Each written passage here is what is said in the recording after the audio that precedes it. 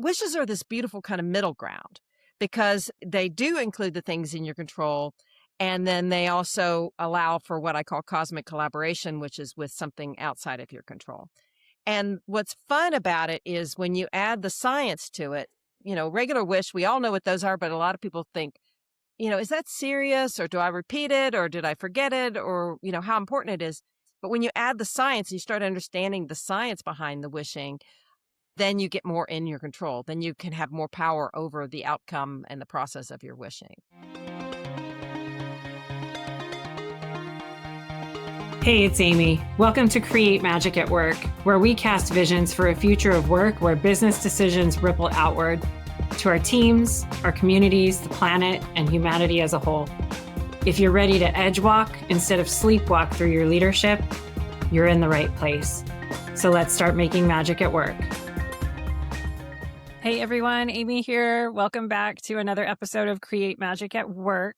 I'm just so excited today because this one feels so uplifting for all of us. And I have Brownell Landrum here. Let me tell you about Brownell. Brownell is a storyteller, speaker, inventor, and change catalyst with an MBA from Georgia State University. She's the author of over a dozen books. Today, we are talking about the art and science of wishing and her upcoming book, The Art and Science of Wishing at Work. She got curious about the sciences involved in wishing while writing a novel entitled A Love Story to the Universe. This is so Create Magic at Work today. Brownell combines her corporate and entrepreneurial background and logical business-oriented skills with a compelling storytelling style. The motto for her stories is lose yourself in the fiction, find yourself in the truth. Brownell, thank you so much for being here with us today. And I can't wait to talk about the art and science of wishing for all of the Create Magic at Work listeners today. Welcome to the show. Thanks. I'm excited to be here. Yeah, we're excited to have you. I'm going to speak for all of us.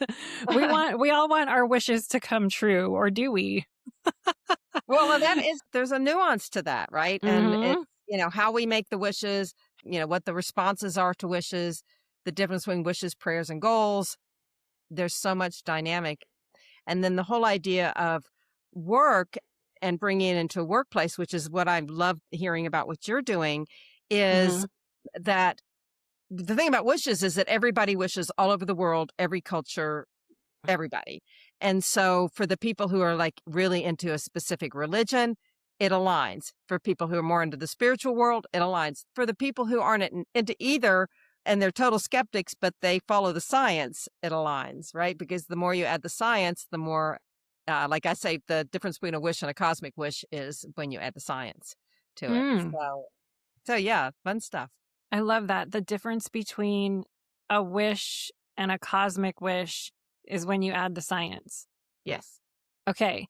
So I came from a corporate sales background. I mean, talk about goals we had to set all the time.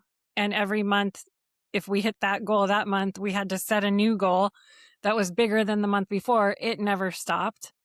I also have a I'm deeply spiritual.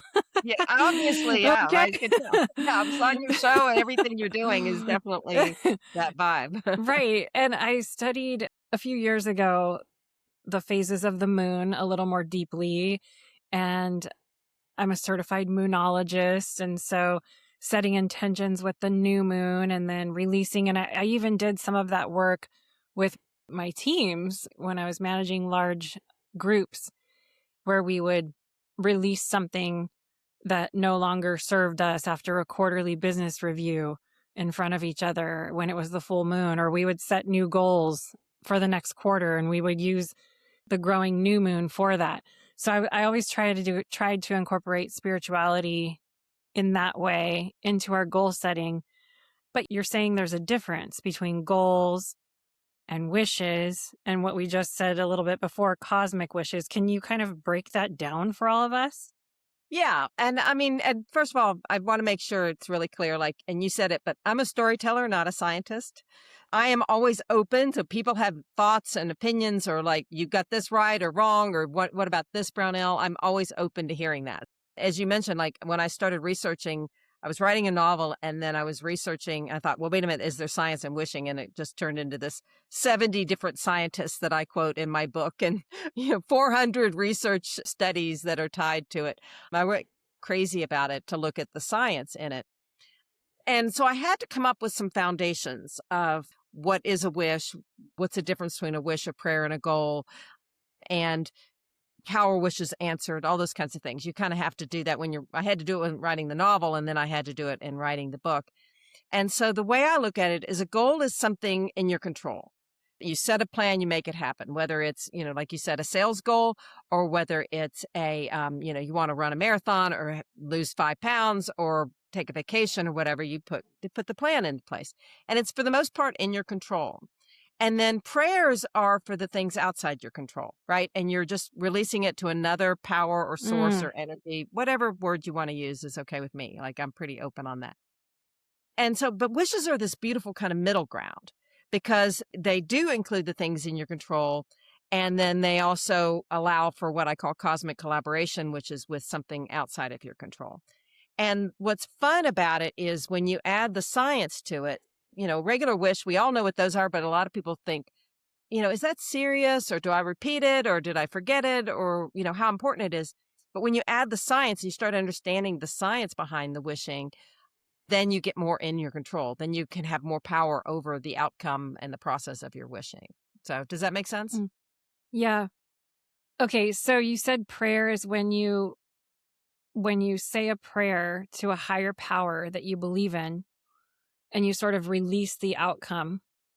Or you Is don't that really what have I heard? control over the outcome for the most part, right? It's Okay. like, okay, I'm praying for my child to get well or something like that, right? And you've done everything you can do and you're praying for something. So that's when you know you're out of control. So that's when you're releasing the control to that other higher power, To a whatever. higher power Yeah. if you believe in it. Yeah. Yeah. I think sometimes people pray but they're actually wishing.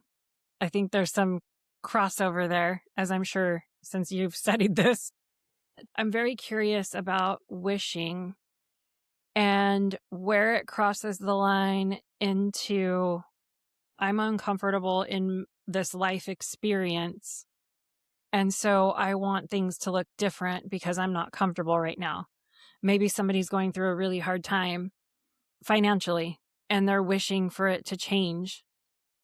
How does that work if we are living through life lessons spiritually or karmically? Okay, we're getting deep. I like the good I stuff. always get deep. Sorry. Yeah, well, because I get into the really deep stuff like in my novels and Hmm. in terms of fate versus free will and life lessons and all that kind of. And I write my novels go into definitely into the woo woo territory of reincarnation and life plans and all those kinds of things. So Hmm. I'm totally comfortable in that vibe too. And so let me try to put it within that framework of that when somebody is feeling sort of out of control and they're wishing for something, they're deep into some sort of question or issue. There's a lot of ways I can answer that. Let's start with the simple thing. That is that I say that wish, and this is one of the fundamentals of the program, is that your wishes should be peaceful, positive, and purposeful. So I call that the 3 Ps. That's really important. In fact, I've got a children's book where it's about showing kids the difference between what's a peaceful wish and not a peaceful wish. How do you make your wishes more positive? How you do make your wishes more purposeful? So if you're in that kind of vibe and mindset, then that gives you, I mean, there's science behind all 3 Ps, right? For example, if you're wishing for something versus wishing against is like, I wish this would stop happening. That's not going to Mm. move forward from a scientific mind brain kind of point of view, right? But if you are wishing for something, then that gives your brain something to work on, to look for those solutions. For example, I'm sure you're probably familiar with the reticular activating system. Are you familiar with No, that part? share with us. Yeah. Okay. Yeah. So this is where I love the fact that like you could have a spiritual answer for this. And also, guess what? There's a scientific answer for this. And it's looking at the same thing, maybe from a little bit different lens, but it's very similar. Basically, one thing you need to do is you need to repeat your wish. And by repeating your wish, and the beautiful thing about wishes that makes them really unique is that they're usually tied to some sort of ritual. Now, you mentioned, full moon and things like that. I'm going to say, how about a ritual every day? So maybe it's, see the moon. And even if it's a new moon, you look for the moon. But when you go back in history, the anthropology, which is one of the sciences, because every time you make a wish, you engage over a dozen sciences. Most people don't realize that. And they're Wow. going, whoa, okay. And one of them would be anthropology, and that's tied to a ritual. So if you have a ritual that you can do every day and remind yourself every day, whether it's a time on the clock or you see a star, the first star of the night, or, whatever, brushing your teeth, it could be something really simple. So that is going to trigger you to do it every day. When you do it every day, it activates neuroplasticity, which rewires your brain. So when you're saying somebody's in a kind of a gnarly place, you're rewiring your brain toward something positive, right? Even if all you are is peaceful, positive, and purposeful for 1 minute every day, you can rewire your brain to find more peaceful, positive, and purposeful. Once your wish is solidified in your brain, it triggers what's called the reticular activating system. And that is a part of your brain that looks for solutions and patterns. So as soon as you say, this is what I want, all of a sudden you start meeting people who've accomplished that wish. And you start seeing articles. And like I was dealing with something and like it was a little medical, it wasn't a huge thing, but it was a medical thing. I went to 6 different doctors, 12 different doctor visits, nobody. And it's like, wait a minute, I need to do my own stuff, which is to get connected to my body, talk to her. And then all of a sudden, like we are so connected. Next day, I'm in the grocery store. I'm looking for something totally different. And oh, wait a minute, that could be the answer. And then the next day after that, I saw an ad for the solution. So like all these doctors didn't have it, but my brain was cued to look for that. Now, you can say it's a spiritual thing because also repeating your wish to your higher energy or power is saying, I want this. I really do. Like, this isn't me just flipping around. This is help me work with this, right? So you can say the cosmic collaboration for that could be the brain looking for those solutions, or it could be your higher connection, energy flow, all of those kinds of things. And another aspect of that, and then I'll let you kind of dig in further, is the 3 selves, right? And that's and you have to make sure all 3 of yourselves, whether you call that mind, body, spirit, or conscious, subconscious, superconscious, that when you make your wish, you need to make sure all of those 3 selves are aligned, because otherwise you could run into what I call subconscious sabotage, when your body is like, I don't want to do that. The mind says, I want this goal. And the body's like, that's not fun. I don't want to, no. I'm not on board with that. You're just trying to force me to do something I don't want to do. So when you start working with that part of your psyche, whether it's your higher self, which is your purpose, or your body self that's kind of in conflict. So that person you're mentioning that would be in that challenging space may be held back by their body because the body's not in alignment, because it's tough work and they're not getting the attention that they need. And if you make it fun, by the way, that's one of the big tricks. The body will go, make it fun. The body's like, I'm with you. What do you want to do? Let's do this. And if you don't make it fun, then they can, subconscious sabotage is a very real thing. In fact, I talked about that a lot in my first book about 5 reasons why bad things happen. And then when your higher self is in alignment, then let's say, to use your example, that person is going through a difficult time and it's a lesson they need to learn.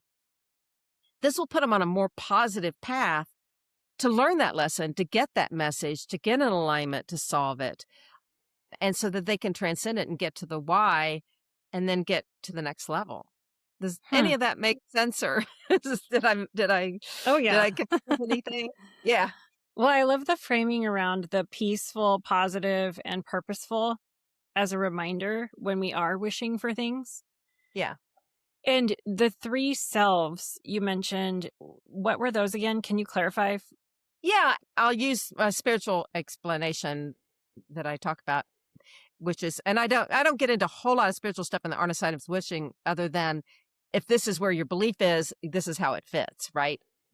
So it's not required because guess what? There's also a scientific answer to that. But basically, if you believe that you have a higher, I mean, this could be Jung or Freud or, you Mm-hmm. know, any other terminology, but that you have some sort of spiritual part of your soul. For me, it's like a part of you that existed before you're born and will exist after you die. Mm. So it's something that's an internal part of you. Mm-hmm. And then that part of you chooses a body and becomes you. So one of the big revelations I had when I wrote my first book is the body is the subconscious. And now I'm like, of course it is. But then it was like, okay. So the body has its own level of consciousness. It has its own thought process. I mean, this is, like I said, Freud and Jung and a lot of other great teachers. So that's where you have to know that it's got the genetic memory, it's got the family history, it's got all of that kind of ancestral memories and energies. And so it has a little bit different goal and a different purpose and vibe than like your higher self, which is about your soul purpose. Mm-hmm. Does that answer? Yeah. So how do we, I guess in part of the art and science of wishing, is that helping both of those align, your higher self with your subconscious? Yeah, the 3 Ps really align really well with that, especially purposeful, right? Because if your wish is purposeful, that means it's not just helping you, it's also helping others, right? And that's definitely going to be in alignment with your spirit or soul or higher self. And there's also science behind that because when you make your wish purposeful, then you are attracting other people, not only that you're helping, but also that can help you in Mm. manifesting that wish. So you're kind of building this collective energy and the multipliers. And it's some of this is way over my head, but like it's not just one. Like if you and I were wishing together, that might be 1+1. But if we add another person, it's not adding 1+1. It's actually starting to do some multipliers that are higher. And then when you tell the story about your wish, then you're engaging something called mirror neurons, so that you're seeing my vision, I'm seeing your vision, and then we're like, okay, that's building on each other to make it bigger. It's like simple and complicated, but it's complicated because there's like so many different scientific angles. There's the physical body energy of when you feel peaceful, guess what? It makes you more creative. If you're anxious, you're not going to be as creative and you're not going to be as good at looking for solutions. So becoming peaceful while you're making your wish and making a wish for something that's peaceful is actually engaging physiological differences that make your body in alignment with it as well. Mm. I always like to say, if I'm setting intentions and maybe they are wishes, I always like to say this or something better with no harm to anyone. Yeah. And I always like to keep the spiritual intelligence teaching in mind, that I want to remain open to the unimaginable to appear in my life, Yes. because who am I to even think that I could envision the amazing things that can happen for us. So I always set that intention. What would you say to someone who, I literally have a client that's coming to mind that I've worked with in the past that was very, very good at every day doing the work. They were very good at in the morning setting intentions, knew what they wanted, and just always felt like nothing was coming to fruition. Ah. What would you say to somebody that just feels like frustrated that they've done all of the spiritual work that they're doing and just nothing seems to be breaking through? The wishes aren't coming true. Yes. Well, and that's where it gets into something interesting in terms of, well, first I want to back up. The reticular activating system actually is once it's solidified, it happens automatically. So it's not like Mm. you just have to make sure that you use your ritual, repeat your wish every day. That wires it into neuroplasticity, and then your brain will work and find the solutions. It just does it without even thinking. Like all of a sudden, like I said, I was at the grocery store looking for something else, and then boom, there's the solution to my problem. So it wasn't like I woke up that morning going, I'm going to find the solution to the problem. You're more aware of the signs and symbols and patterns that it starts coming to you, and you feel like you're being helped from beyond. And that certainly is part of the answer. And it's also that your brain is looking for those answers because your brain, once you set a challenge and say, I wish for this, then your brain's going to say, okay, well, we're wishing for this. I'm going to help you and we're going to find that answer. To go further into your question, I love these questions because this gets into really the challenging stuff, right? And to really the nuances is to look at the 4 responses to a wish is one aspect, right? And the Mm. answers are yes, no, wait, or something better. So there's a lot of really interesting nuance to that. And then I'll kind of go earlier step in that and go, okay, making sure you're making the wishes that are in your best alignment, that are your best purpose. For example, is it looking at what you want versus what you need? For example, I was working with somebody the other day and they said, I want $1 million, wish for $1 million. And I was like, that's a piece of paper with a bunch of ones and, 1 and some zeros on it, right? Let's make it, that's not fun. You can't get excited in the morning. I mean, it's okay. I mean, it's not, nothing wrong with that. But what do you want to do with it? Like, I want to wish for $1 million for my kids' education. Okay. Then you're going to start really looking for solutions for that. And I wish for this particular person was like, had this business idea that was really beautiful for the planet and was very helpful. Once you make that wish bigger and known, then people are going to go like, I wish for that too. I'm going to help you. I'm going to help you along this path. I'm going to come in here. Oh, by the way, I can offer this. And it may be beyond funding and it may actually get the wish or the goal accomplished because you're getting clearer and it's more to what you need versus what you want. And so that's really an important aspect is to kind of look at that. And as a storyteller, this is what's fun for writers is a lot of stories start with the hero or the protagonist wanting something, and then they find out by the end of the story they needed something else, right? I don't know if you're familiar with the movie Legally Blonde, but it's a Mm-hmm. great example, right? She started out wanting to marry that guy. By the end, she didn't want to marry that guy at all. She learned how to, what she needed is to learn how to stand on her own and find her own place in the world. So let's look at our wish. So that what I would probably do with that person is like, let's look at your wish and figure out, first of all, there could be an inner self or body misalignment, something that your body's going, yeah, I know you want that, but I don't want that. So I'm going to sabotage you. So I would look at some of that. I would also look at the want versus need. And how do you make it more fun? How do you make it something energizing? How do you make it fun, something that other people were going to want to support you in?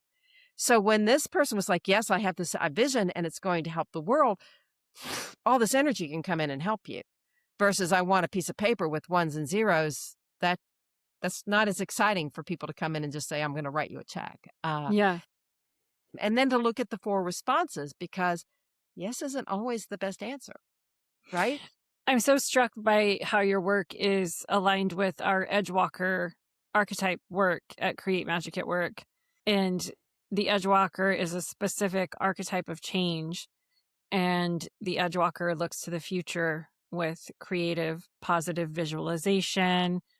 There's 5 qualities and 5 skills of an Edgewalker, of which some are playfulness, manifesting, vision, all of those things, right? One of the shadows, I guess I could say, of an Edgewalker is they could have such a strong vision and they can see the vision beyond the vision that sometimes they struggle with bringing people along in their vision. Ah, So when you were talking about, oh, it's so much more playful and so much more fun when other people understand what your wish is, which to me is kind of like what your vision is too. right. And yeah, I've experienced that myself where I can see something so clearly and I'm so excited about it. And then I go to explain it to someone else, my vision, like, come along, like, this is, oh my gosh. And they don't see it. And I know that sometimes innovators and leaders in the workplace run into that issue as well. They have trouble bringing their team along with their vision because their team just doesn't understand it. And so then this change management kind of issue happens. What are your thoughts on all of that? When you mentioned I'm working on the art and science of wishing at work, right? And that's Mm-hmm. really targeted for companies going through some sort of transition, whether it's a new Mm-hmm. launch or reorganization or merger acquisition kind of thing. And so that's really an important focus. Is one thing is you have to remember everyone's the hero of their own story. So to be able to tell a compelling story, and there's science in storytelling, right? It goes all the way back to the mythology and Joseph Campbell, all the way to, like I said, mirror neurons where people are tracking. And so something's happening where the people aren't tracking to that story, right? That's the mirror neurons aren't connecting with the story that the person's telling.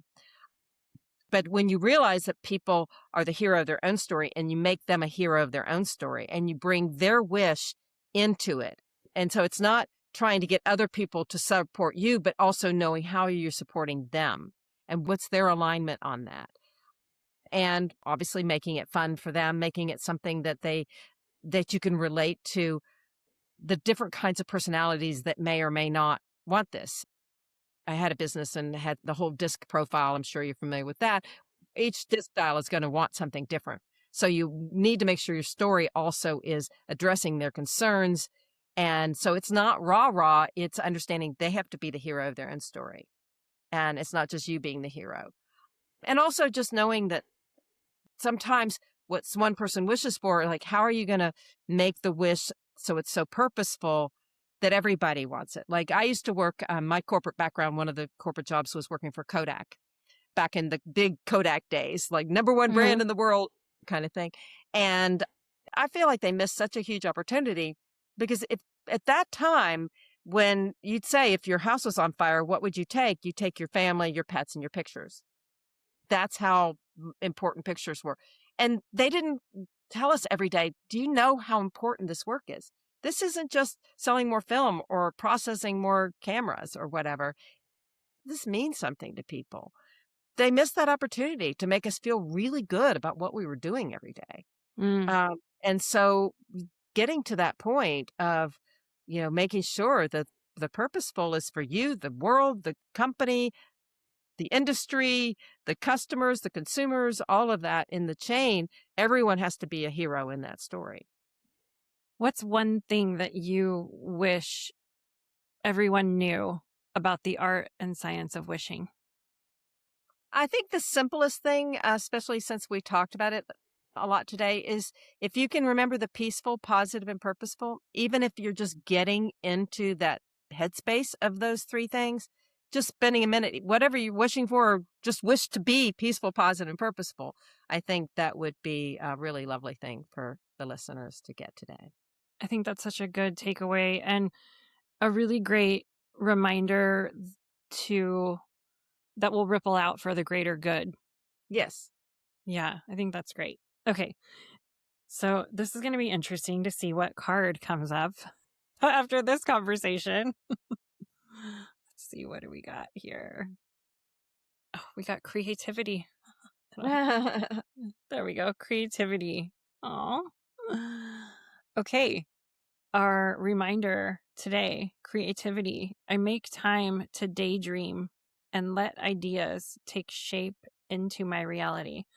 Gosh, for me, what a good reminder. I make time to daydream and let ideas take shape into my reality. This is such a good message for, like, what do we really want to wish for? Well, in fact, I can add something. I got a good story to go with that. So if you, I'm okay, going to share it, please. Yeah. As I told you before we started, I gave my TEDx talk last week. Yes. And one of the messages in there was related to that. And that's another part of your brain that is important to remember for wishing. And it's called the default mode network. And that's where creativity comes from. It's when one part of our brain turns off and another part of our brain turns on. And one of the stories that I told in the talk is, I asked the audience, do you know how Einstein came up with the theory of relativity? Do you know? No. He was daydreaming about what it would be like to ride alongside a beam of light. He was in that mindset because it's literally a part of your brain that turns on when the other part turns off, and there are tricks to activating it. But that's the creative source. So it's allowing your brain to this part to turn off and just get into this place where you can envision things like imagining what it's like to ride alongside a beam of light. And that's where that inspiration came from. It's a tricky thing to learn how to access. Aaron Sorkin I don't know if you know him, but he's a like a well-known writer and a screenwriter. For him, it's taking a shower. And sometimes he'll take Hmm. 7 showers a day when he's in writing mode because it's like all of a sudden he's in the shower and the idea comes to him. And I think we all know that feeling. So Yeah. that would be something fun to kind of let people think about. Okay, allow yourself that time to be able to do that. And then the only suggestion I have is make sure you have a way to capture that information because those Right. ideas come in and go out, right? So Yeah. you got to Yeah. grab them when you can. Voice note handy, writing it Yeah. down. I'm Gosh, actually such a working on good an way. app for Yeah. that so that people can have a way to recognize either the signs from the reticular activating system or the default mode network, those ideas that come out of nowhere. Amazing. Such a good way to end. Just like, oh, here's a way to open up to more of what you could be wishing for with peaceful positivity and purpose energy, Yeah. making time to daydream and letting ideas take shape into reality.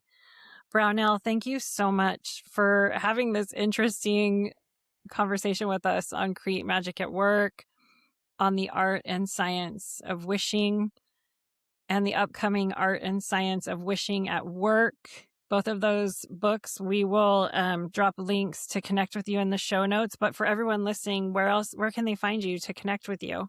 Yeah, I'm the only Brownell Landrum in the world, so it's kind of easy to find me.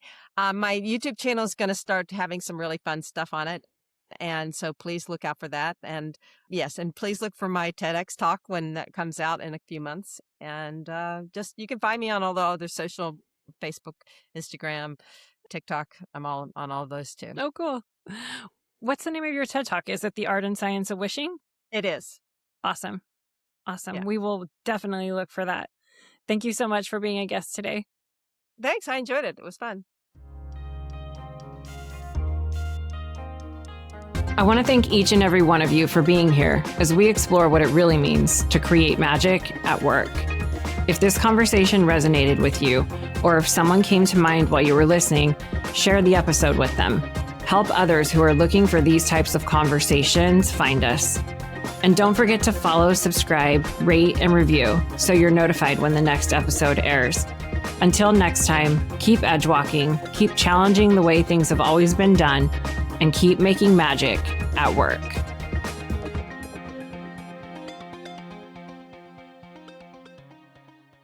Thank you for tuning in. You've been listening to a Magic Thread Media podcast.